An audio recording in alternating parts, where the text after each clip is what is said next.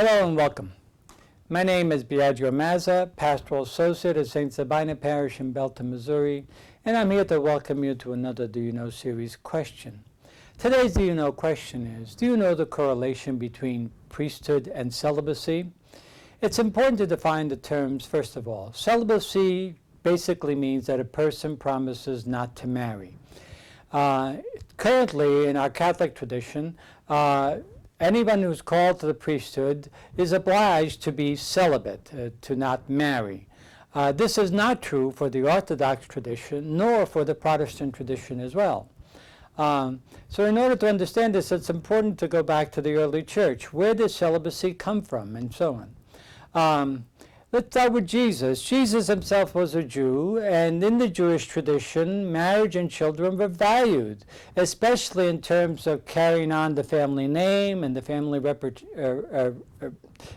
reputation, as well as being remembered when one dies, and so on. So family and children were very important in the Jewish tradition. All of Jesus' disciples were married, as far as we can tell, and all the disciples that followed them, popes, priests, bishops, deacons, were all married. As a matter of fact, we have two sons who followed their fathers as popes of the church in the early church.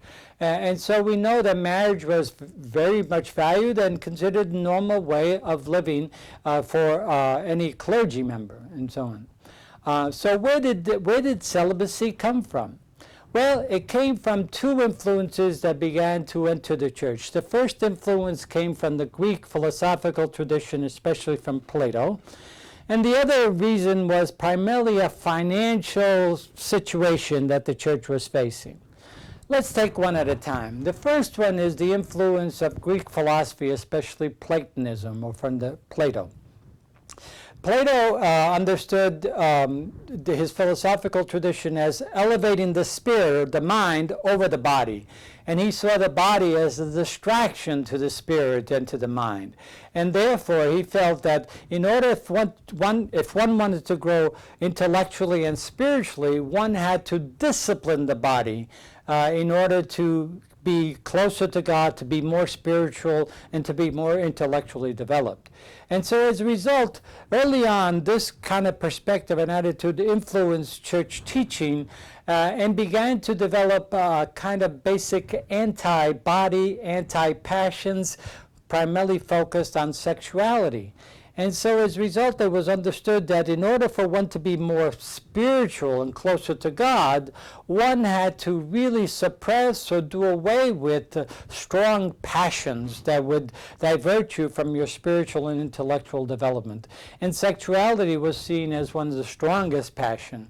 And therefore, it soon became associated with negative attitudes and perspectives that ultimately led to a suppression of it if you wanted to be really holy and spiritual.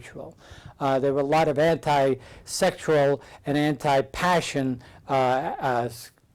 treatises written by many of the early fathers of the church, which led to a negation of marriage and an elevation, if you want, of the celibacy in the tradition of the clergy.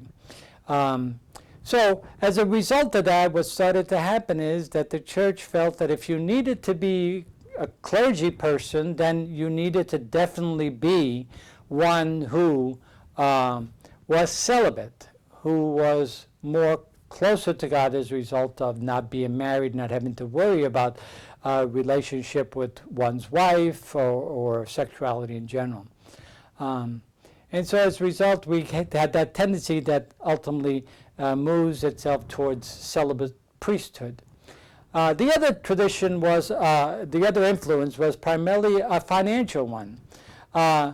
The priest family considered the church land that they were living on and ministering on to be their own, and the priest felt that he could pass that on as an inheritance to his children. As a matter of fact, oftentimes the oldest son was actually groomed to be the follow-up priest to the father. And so what would happen is the family considered the land to be theirs and that they could pass it on as an inheritance to the children. The church was not very pleased with this at all, and so one of the best ways to resolve the situation was to demand that priests no longer be married. So in 1139, over 1100 years later, in 1139, the church establishes a rule of celibacy for all those who desire to be priests.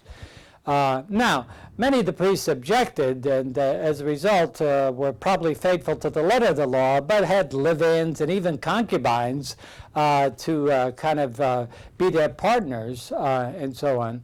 By the Council of Trent in 1563, the celibacy was reinforced to the nth degree, and to this day we have a celibate priesthood in the Western tradition.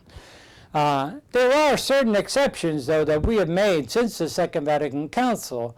For example, we've welcomed Anglicans and Lutheran priests from other traditions to come into our tradition. We reordain them, and we do allow them to keep their family and their children and so on. And so even in this diocese, in our own diocese in Kansas City, St. Joseph, we have 3 married priests, Catholic married priests, who serve and minister to the people in this diocese. One last item, which is really very interesting. In mission countries where the priesthood level is very low, many of the bishops have been petitioning Pope Francis if they could ordain married people to the priesthood. And Pope Francis seems to be very open to that. And would be interesting to see where it would go in the future. But I just wanted to explain a bit of the correlation between priesthood and celibacy and how it grew and developed, and to remember that this is a church rule that can be changed at any time if the church felt it was good for the ministry of the church to change that rule. So I hope this has helped a bit to understand the correlation between priesthood and celibacy, and I hope you will return once again to More Do You Know questions to learn more about our faith and our traditions. Thank you very much.